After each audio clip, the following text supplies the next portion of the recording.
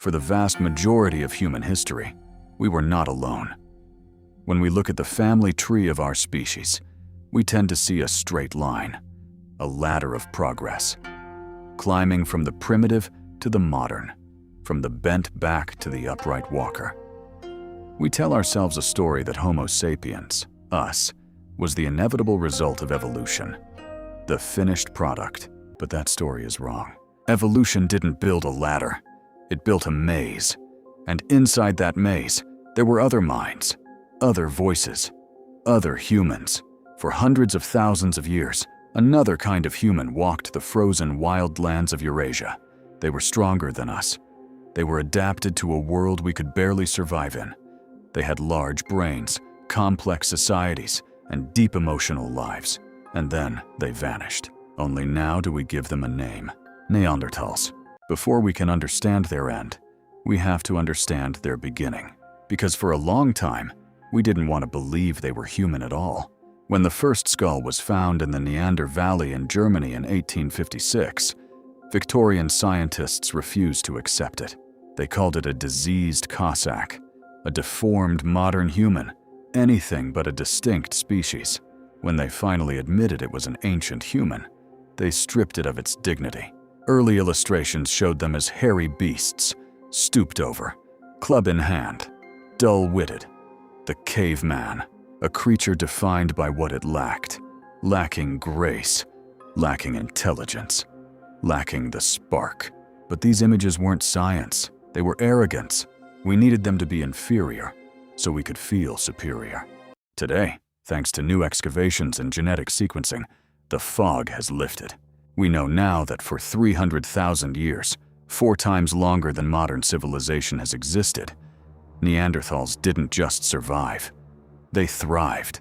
To understand them, you have to understand their world. It wasn't the green, temperate Earth we know. It was the Pleistocene, the Ice Age.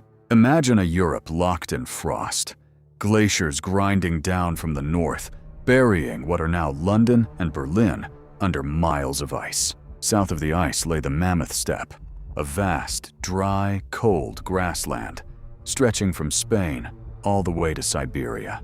This was a world of giants, woolly mammoths, woolly rhinos, cave lions, and in the middle of this unforgiving landscape lived the Neanderthal. They were built for this. If you stood next to a Neanderthal today, you would feel fragile. They were shorter than us, rarely topping 5'6", but they were dense, barrel-chested to retain heat, short limbs to minimize frostbite. Their bones were thick, heavy, and robust. Their muscles were attached to the bone with such leverage that a Neanderthal woman could likely arm wrestle a modern bodybuilder and win without breaking a sweat. They weren't primitive, they were specialized. They were biological tanks designed to retain heat and generate power. And they needed that power because of how they hunted. We have found their spears. Heavy, balanced for thrusting, not throwing. Modern humans, sapiens, we like to kill from a distance. Arrows, spear throwers. We like to stay safe. Neanderthals didn't have that luxury. Isotopic analysis of their bones tells us they were high-level carnivores. They ate meat, almost exclusively. To eat, they had to get close. They had to walk up to a woolly rhino or a bison, animals that could crush a car and drive a spear into it by hand. This lifestyle had a cost. When paleontologists look at Neanderthal skeletons, they see something familiar. The pattern of injuries, head trauma, broken arms, shattered ribs, matches almost exactly with one group of modern humans: rodeo riders. They lived violent, physically demanding lives. Most didn't live past 40, but here is where the story changes. If they were just brutish hunters, the weak would have been left behind. Nature is cruel. If you can't hunt, you don't eat. But the fossil record shows us something that shouldn't exist in a monster. It shows us compassion. In a cave in Iraq, known as Shanidar, we found a skeleton. Shanidar I. He was an old man, perhaps 40 or 50. But his life had been hard. A blow to the head in his youth had likely left him blind in one eye. His right arm was withered, the bones thin and frail, possibly amputated or paralyzed. He had a limp. He was deaf in one ear. In the brutal logic of natural selection, Shanidar 1 should have died young. He couldn't hunt.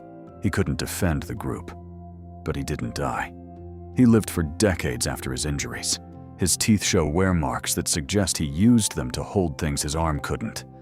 But more importantly, someone brought him food. Someone guided him. Neanderthals cared for their sick. They valued the individual, not just the utility. And it wasn't just care, it was culture. For decades, we said they couldn't create art. That was a human trait. But in caves in Spain, we found ladders drawn on walls, hand stencils, pigments mixed 65,000 years ago, long before Homo sapiens arrived in Europe. They wore jewelry made of eagle talons. They buried their dead with flowers. They spoke. We know this because they had the hyoid bone, the same bone in your throat that allows you to articulate complex speech. They weren't grunting in the dark. They were telling stories.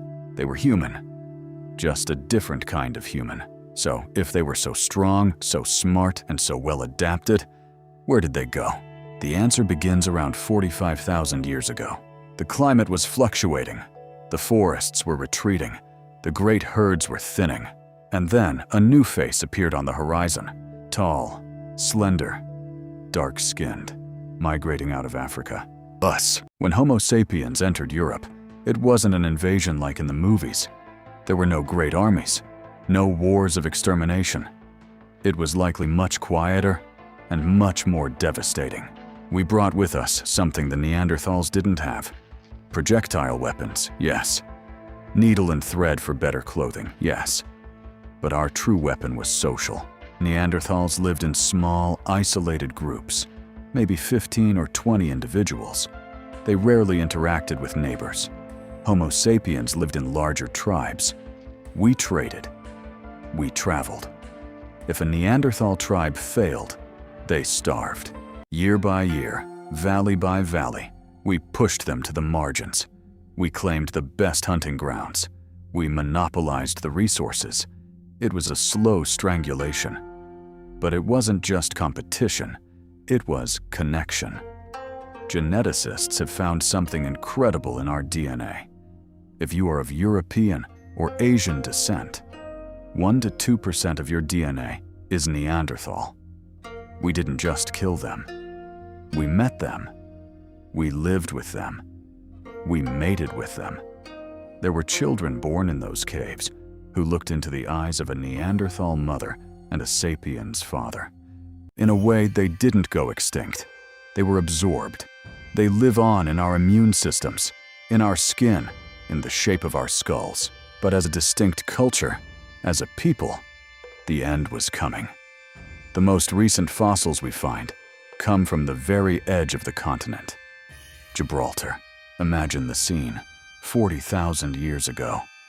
The rest of Europe has been taken by the new humans. The ice is retreating. The world they understood is gone, pushed to the cliffs at the edge of the ocean. The last groups of Neanderthals gathered in Gorham's cave.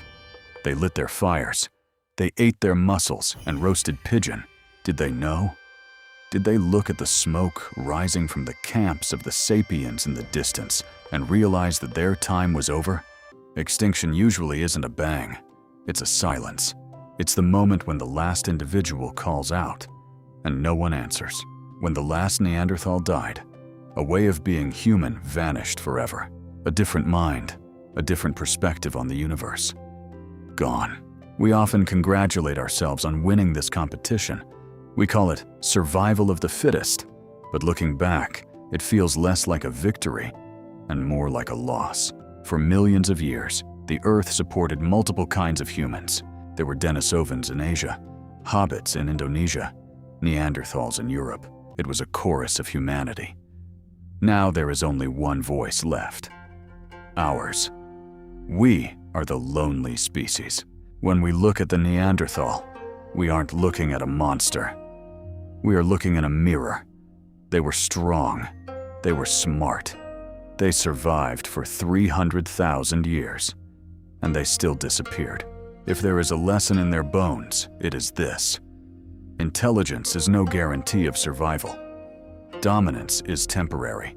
We are the current masters of this planet, yes, but the Neanderthals were masters once too, and the Earth has a long memory. Thank you for watching.